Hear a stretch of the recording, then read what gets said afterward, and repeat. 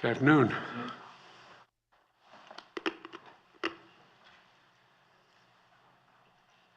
Ready, get set, go? Well, good afternoon. Earlier this year, because of Putin's invasion of Ukraine, the price of oil and gas increased dramatically.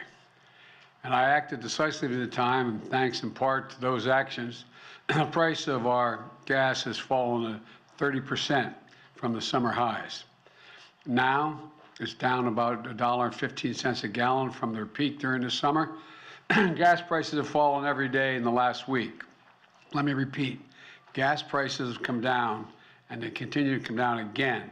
They're now down more than 27 cents a gallon in Wisconsin this past week, 27 cents in Oregon, 16 cents in Ohio, 25 cents in Nevada, 17 cents in Indiana, in just the last 10 days.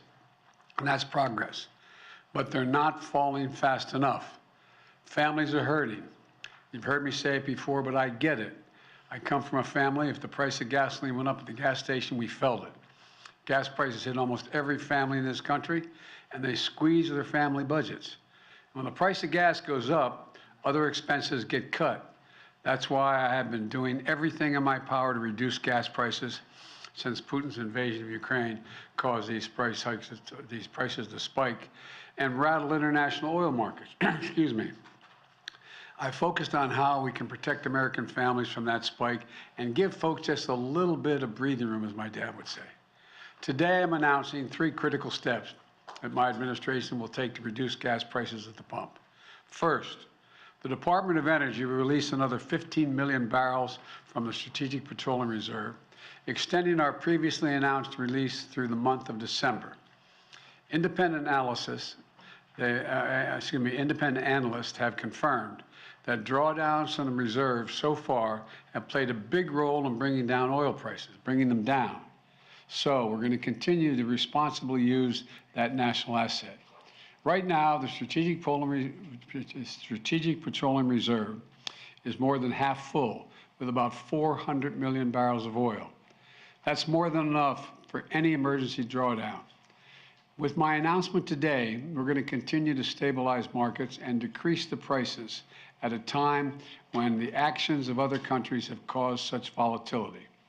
And I've told my team behind me here to be prepared to look for further releases in the months ahead if needed. We're calling it a ready and release plan.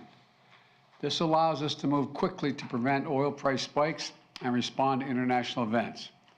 Secondly, we need to responsibly increase American oil production without delaying or deferring our transition to clean energy. Let's debunk some myths here. My administration has not stopped or slowed U.S. oil production. Quite the opposite. We're producing 12 million barrels of oil per day. And by the end of this year, we will be producing 1 million barrels a day, more than the day in which I took office. In fact, we're on track for record oil production in 2023. And today, the United States is the largest producer of oil and petroleum products in the world. We export more than we import, and I've heard from oil companies that they're worried that investing in additional oil production today will in case demand goes down in the future, and they're not going to be able to sell their oil products at a competitive price later. Well, we have a solution for that. Today, I'm announcing a plan to refill the Strategic Petroleum Oil Reserve in the years ahead at a profit for taxpayers. The United States government is going to purchase oil to refill the Strategic Petroleum Reserve when prices fall to $70 a barrel. That means oil companies can invest to ramp up production now with confidence they'll be able to sell their oil to us at that price in the future, $70. Refining and refilling the reserve at $70 a barrel is a good price for companies, and it's a good price for the taxpayers, and it's critical to our national security. To put it in context, since March, the average price of oil has been more than $90 a barrel, the highest since 2014.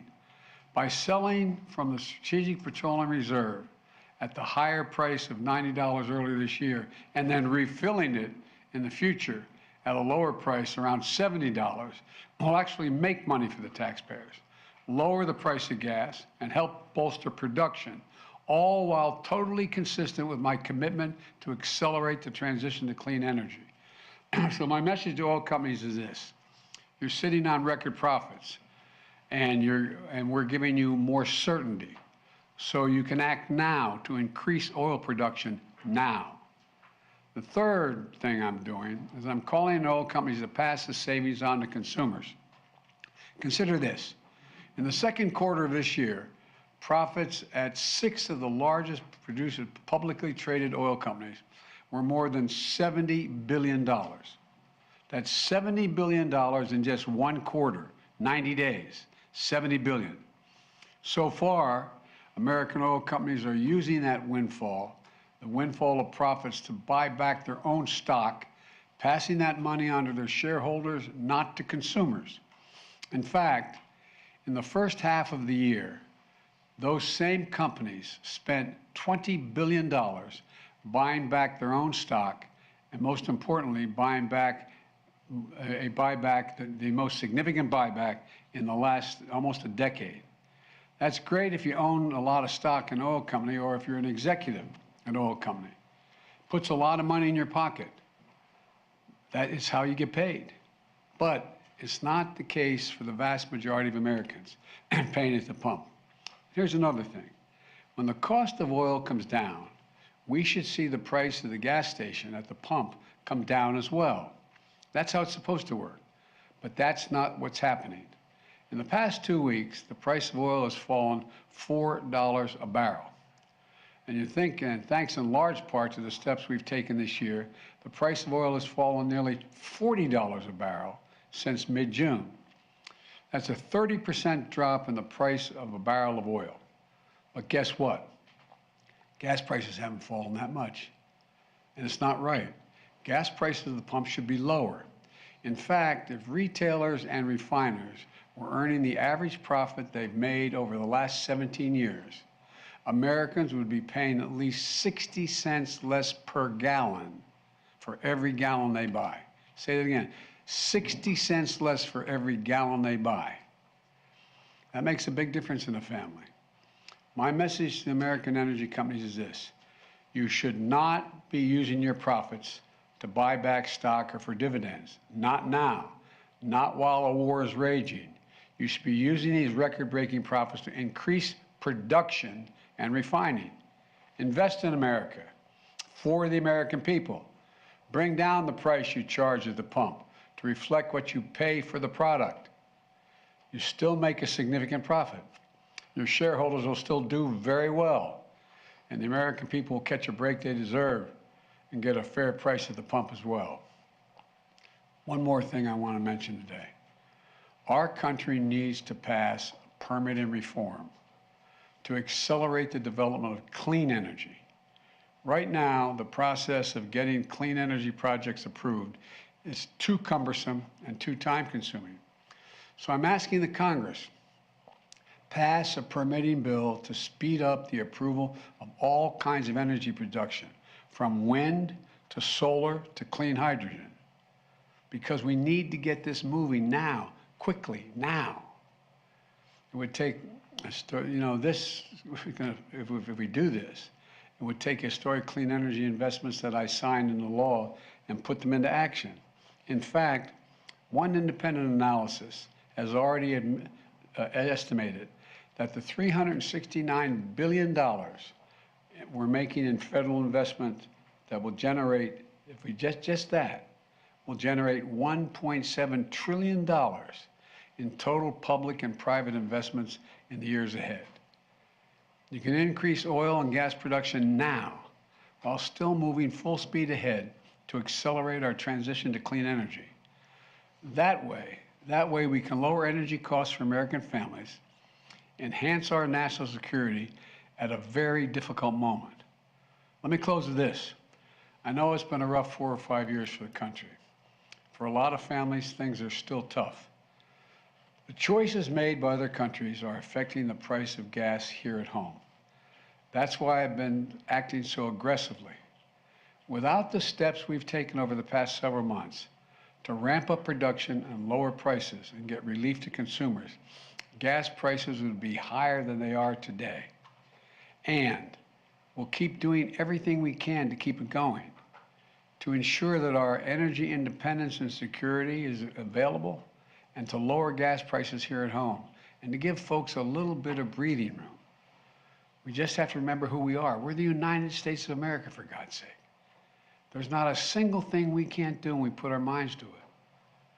And we can strengthen our energy security now, and we can build a clean energy economy for the future at the same time. It's totally within our capacity, totally within our capacity. Gas prices are coming down. We're going to do everything we can to make sure they continue to come down, and companies act responsibly so it's reflected at the pump. Thank you all, and may God bless you, and may God protect our troops. Thank you. Appreciate it. Mr. President, what is your response? I don't hear. Can you speak louder? What is your response to Republicans who say you are only doing this SPR release because, to help Democrats in the midterms? Where have they been the last 4 months? That's my response. Is it politically motivated, sir? This No, move it's not. 3 weeks before the midterms? Look, it makes sense. I've been doing this for how long now? It's not politically motivated at all. It's motivated to make sure that I continue to push on what I've been pushing on. And that is making sure there's enough oil that's being pumped by the companies so that we have the ability to be able to produce enough gas that we need here at home, oil we need here at home, and at the same time, keep moving in the direction of providing for alternative energy. That's what I've been doing. Now, the problem is these guys are asleep. I don't know where they've been. And they seem, you know, the price at the pump should reflect what the price of a barrel of oil costs. And it's not going down consistently. Sir, do you understand that there's martial law in parts of Ukraine? What does that say to you, sir, about where his thinking is on the war in Ukraine right now? I think that Vladimir Putin finds himself in an incredibly difficult position.